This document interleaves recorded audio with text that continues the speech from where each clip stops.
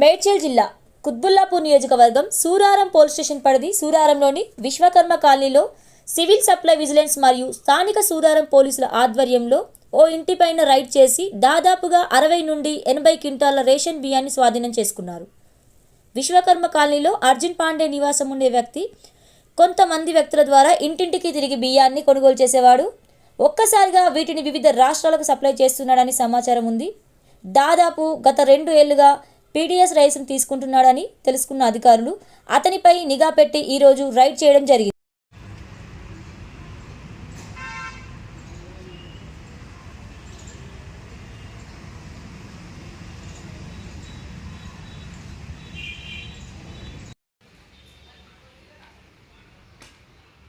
Okay sir.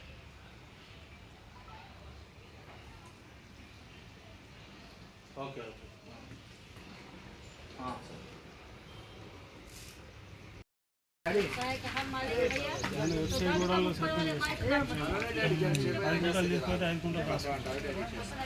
2 సంవత్సరాలు అలాగే వస్తారంటే 10 కుప్పలు తగ్గిపోతారు.